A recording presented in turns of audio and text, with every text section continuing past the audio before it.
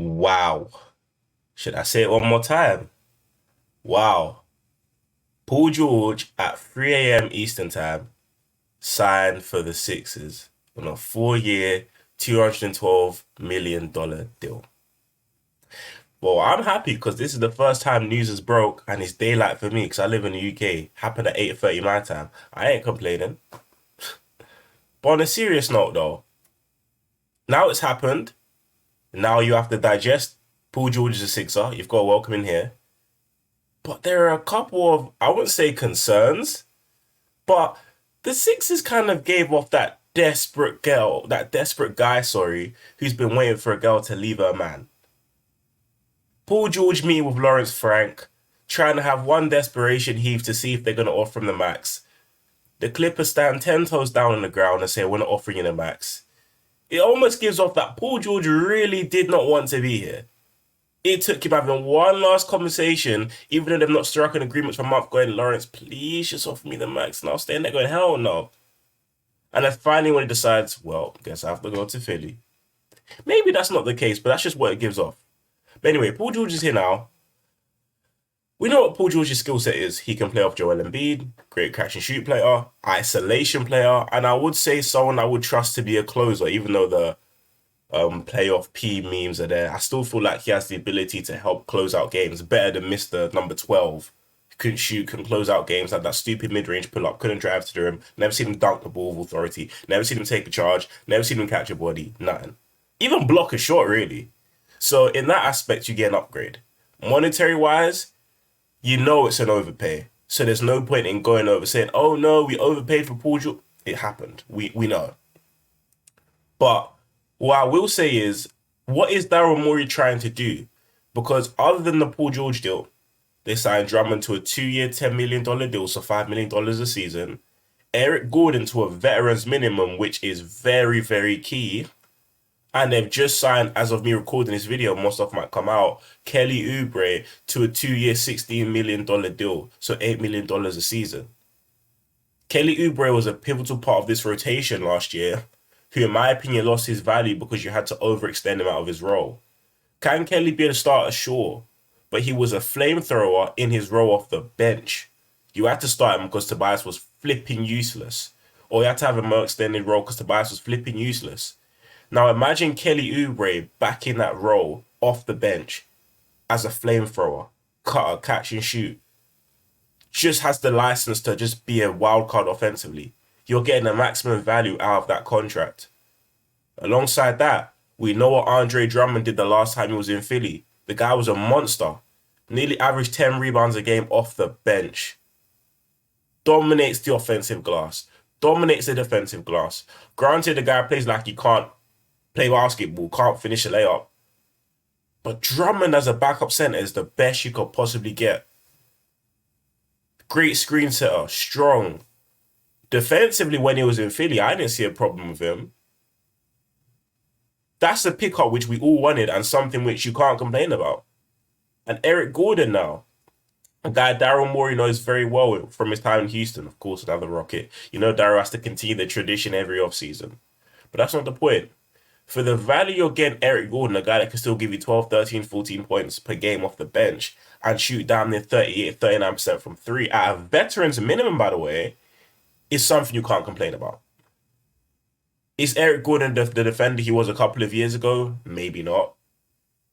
He also has a tendency, and I know this because I used to watch quite a bit of Rockets games, to chuck up shots, kind of similar to how Rocco used to do in his first tenure here, which Sixer fans kind of like and don't like. He'd rather go over 10 than 1 for 5. But next to Joel Embiid, someone who's not hesitant to shoot is something I'd want. Instead of PJ Tucker, who was pump faking every time was open for 3. Or, God forbid, I mention Ben Simmons. So having someone who's trigger happy, I'm not too mad about. And I'm intrigued to see what other ways they fill out the roster. As Nico Batum isn't coming back, that's been announced. What are they going to do with the power forward positions? Obviously, a guy like Marcus Morris was briefly floated around that the Sixers were interested in. Najee Marshall, who's now gone to Dallas. I love Marcus Morris here. Mook was solid when he was here. There's other moves they could do, but I'm really interested to see in what direction they go in.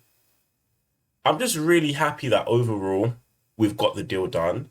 So Daryl kind of doesn't have to go to his plan B because this is what he's wanting all the time. He can kind of build his roster cohesively and be like, yeah, this piece goes there, that piece goes here. So, like I said, there's no point complaining about the contract. The deal's been done. Paul George is on the roster. It's more time just being vigilant and seeing what Daryl Morey's going to do with the rest of this team. I'm kind of interested to see now what happens to a guy like Buddy Hield. With Eric Gordon here, in my opinion, that just seems like a one-for-one replacement. Or is that one-for-one replacement for DeAnthony Melton? Because you can see as, again, I don't anticipate Jared McCain playing much in his first year.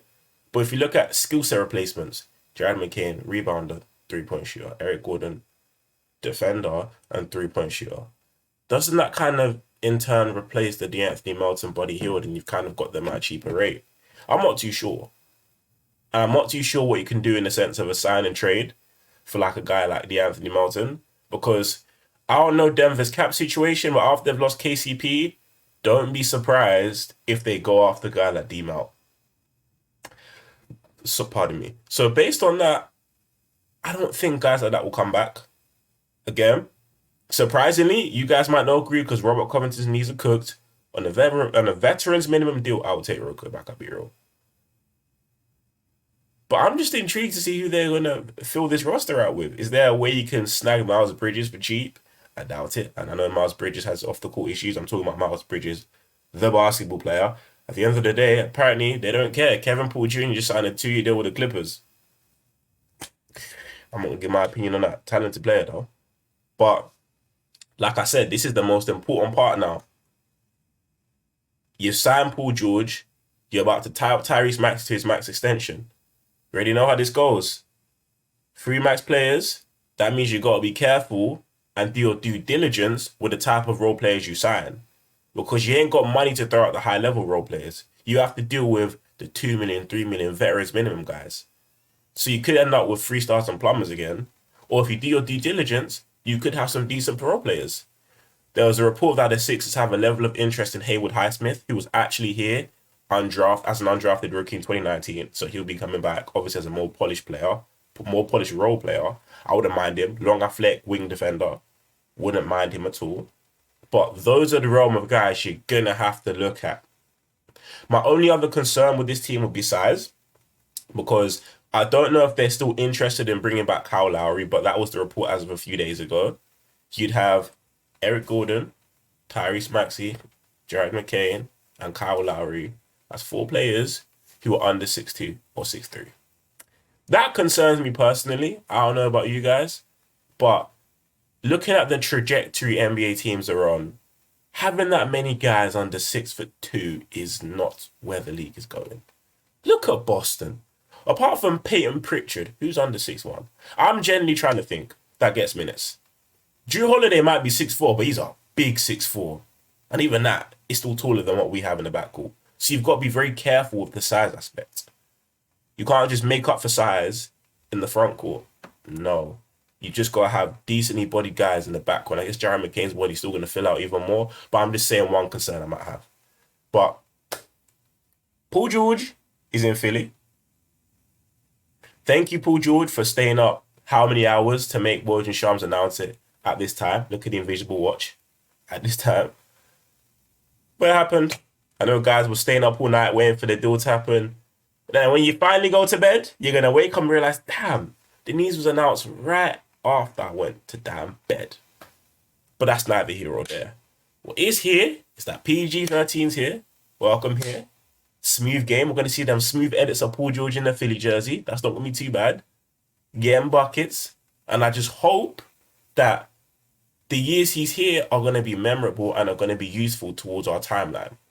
Because I already see guys saying, oh no, paying 38, Paul George, 58 million. Oh, look, that's not the point of this deal. Because when Paul George is 38, love Joel. I don't know how much Joel will have left body-wise. So the point is, we're not looking into the deal 5 years into the contract. We're looking into the deal now and possibly the next 2 years. And if you get to where you want to get, if you get to the finals, the trade was a success. If you get to the conference finals, not saying that's our final end goal, not trade, sorry, the signing was a success. If you get to the conference finals, the signing was a success. Because before you acquired Paul George, you couldn't get over the hump. So if he helps you do that, the signing is successful. We have bigger aspirations than that, and I believe we'll reach there, but let's take it one step at a time. Paul George is a Sixer. Let me know in the comment section down below what you guys think, you guys' opinions, what you guys want to do with the rest of the can't speak anymore. The rest of the roster, role player wise. But that's all I got for this video. Thank you guys so much for listening. Let me know in the comment section down below what you think. I'll catch you in the next one. Stay blessed, my people, and I'm out. Peace. Oh.